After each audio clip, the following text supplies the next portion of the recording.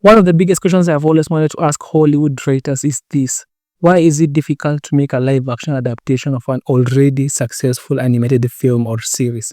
For decades, I have seen skilled, talented, and well educated writers make the same mistakes repeatedly.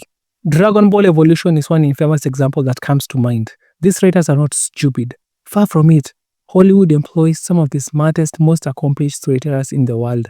And yet, when it comes to adapting beloved animated series into live action, the results are often disastrous. The worst offender to me remains Netflix's live action adaptation of Cowboy Bebop. It was marketed as a bold new vision, but what viewers got to see was a complete mess. How is it possible to have established characters, villains, world, storylines, and endless lore already laid out, and still manage to screw it up? It's not like the writers had to invent an entirely new universe from scratch. All they had to do was copy what already worked and polish it for live action. That should be easy, not hard. Yet the end product felt like a deliberate attempt to sabotage the original.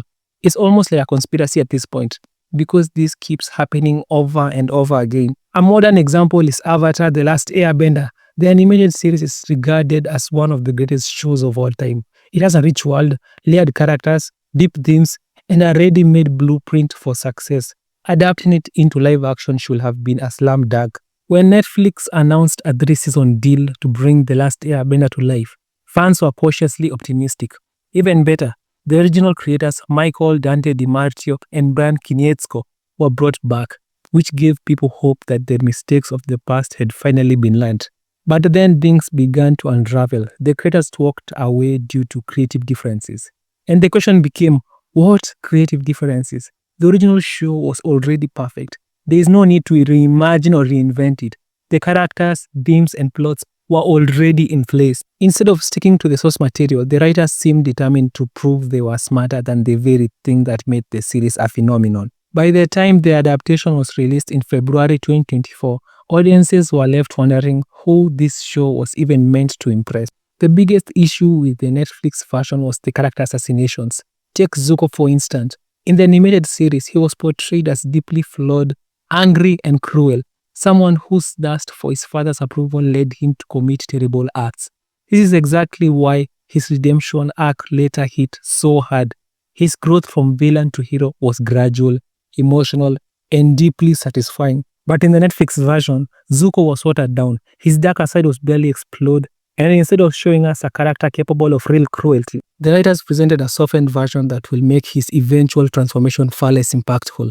Any average fan could have told them that his rage, flaws were essential to his character.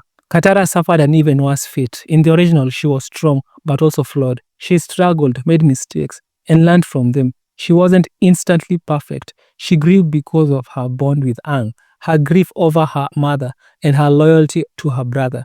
She embodied real human struggles, which made her both relatable and beloved. But in the Netflix adaptation, Katara was turned into yet another Mary Sue, a flawless caricature who never struggled or doubted herself. Hollywood keeps recycling this kind of one-dimensional, strong female character, ignoring the fact that audiences crave complexity, vulnerability, and authenticity. And then there is Sokka, who in the original series was witty, flawed, and full of growth.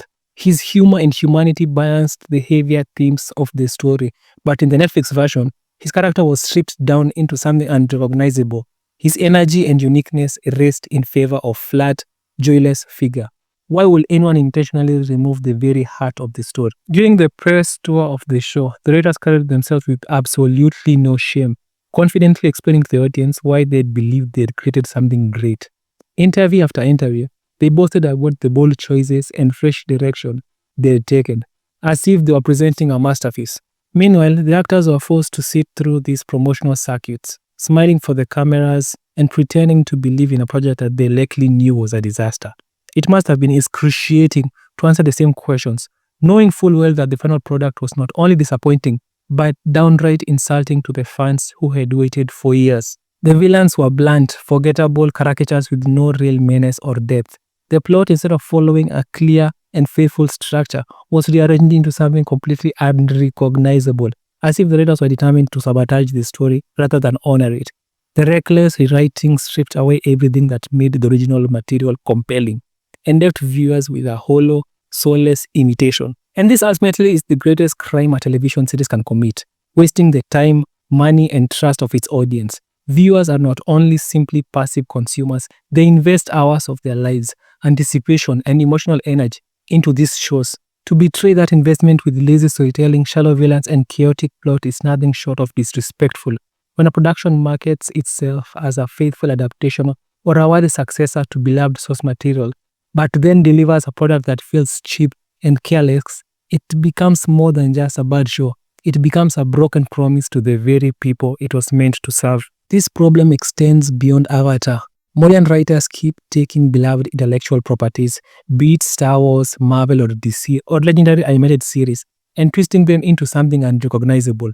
Instead of telling their own original stories with their own original characters, they choose to tear down existing ones and rebuild them into hollow, lifeless imitations. What's worse is that the very people responsible for these failed adaptations are often brought back for sequels and spin-offs, as if Hollywood rewards failure so long as the brand name keeps generating money.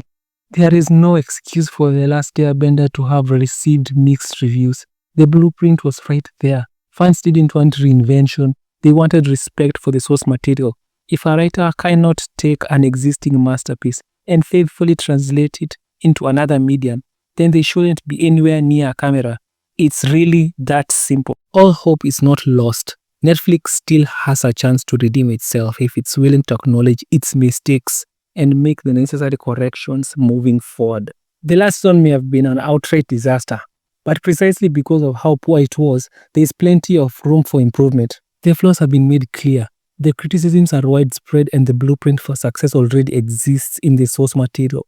It should not be difficult to fix what went wrong, provided the writers and producers have the humility to listen to the audience and respect the original story, rather than trying to outsmart it. What must not happen is yet another back-to-back catastrophe of an adaptation. Viewers are not infinitely forgiving, and every disappointment chips away at the credibility of the franchise. Fans may give a show one chance, maybe even two, but the patience of a loyal fan base is not limitless.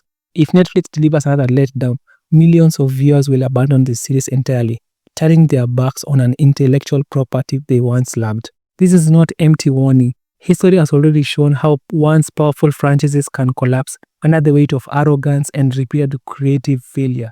No series, no matter how beloved, is too big to fail. Audiences have more options than ever before, and when mediocrity becomes the norm, people simply move on to other forms of entertainment that value their time and attention. It has happened to giants of the past, franchises that once seemed untouchable, and it can happen again if lessons are not learned. If Netflix truly wishes to preserve the future of Avatar: The Last Airbender in live action, the next season must be more than just an improvement. It must be a course correction so strong that it restores trust, heals the damage, and proves that this story can be honored rather than butchered. The audience has already endured one disappointment. They will not tolerate another one.